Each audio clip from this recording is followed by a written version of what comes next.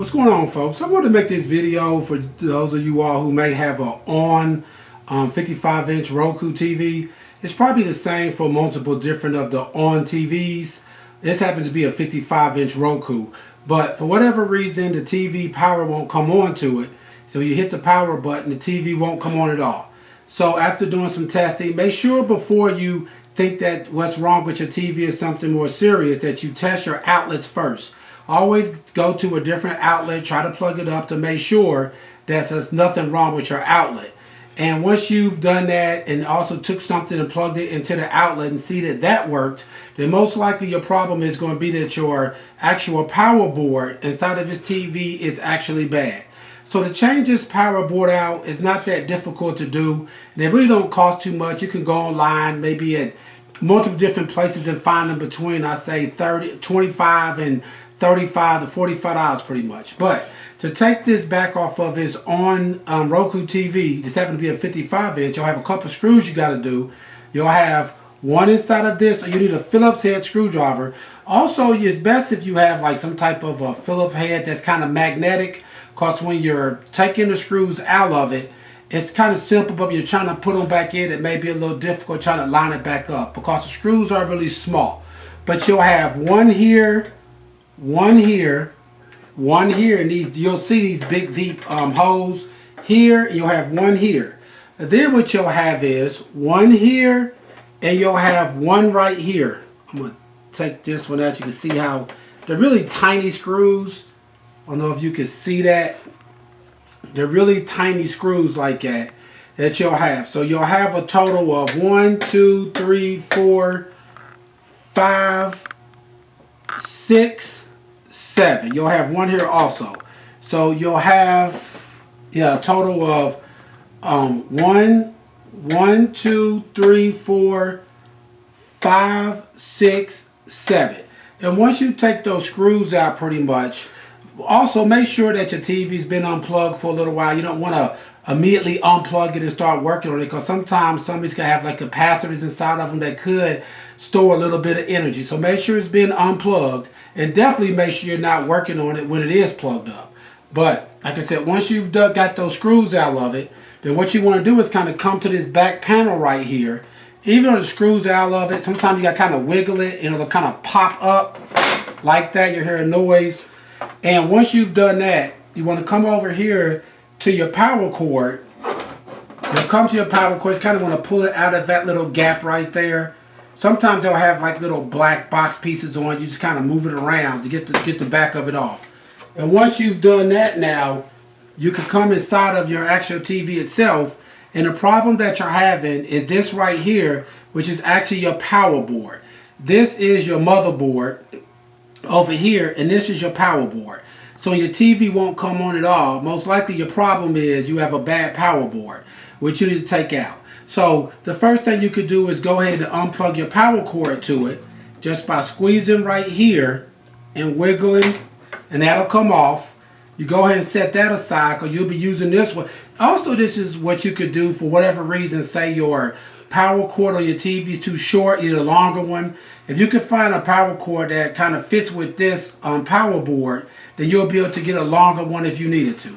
But like I said, you want to unplug that, and then once you do that, what you want to do is come over here. You'll see this piece over here where this piece plugs in that. It's just a little squeeze part right here. You want to take and squeeze it, kind of wiggle it up like that.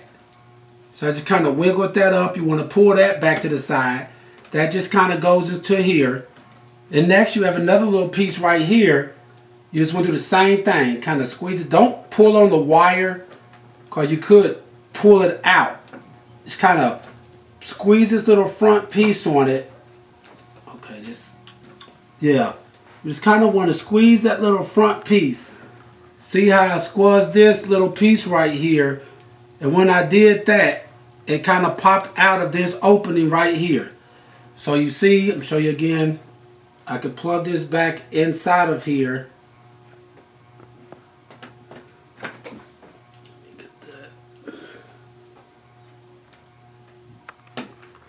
Yeah, see, that just kind of can plug right back in there.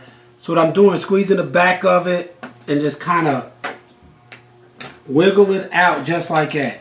And once you have these three pieces disconnected from it, this one, as well as your power cord, now you're actually be able to remove this whole power board. And to do that, you'll have 4 screws. One here, one here, one here, and one there. So what I'm going to do now is just take this little Phillips head screwdriver, remove these. Make sure you put these screws, have like you some type of a bowl or something like that with you, because your screws are really small. And if you just kind of get to sitting them down around you, when you're going to put this stuff back together, you may have problems finding these little screws. So just keep them somewhere secure. The ones that you took out of the back of the TV to get to this part, as well as these ones right here. Like I said, you'll have 4 screws that you'll be taking out. Just like that. And once you get these 4 screws out, just like that, what you'll be able to do now is to lift your power board completely out just like this. You'll be able to lift it out. And like I said, when you're going to replace with a new power board or used, like I said, you can get them on eBay. You can, if I can find some, I'm going to try to link some in the product link with this video. But always look at your new board and match it up to the old one. Make sure everything looks the same. You know, it's configured the same way. So you kind of want to look at it and make sure it's the exact same thing. See if I can find there's a few numbers on it right here. I don't know if you'll be able to see those numbers, but you got a few numbers. But the main thing is just to look at your power board. Just look at your power board basically, and make sure that it looks, the one that you're going to buy looks exactly like this and in the same orientation.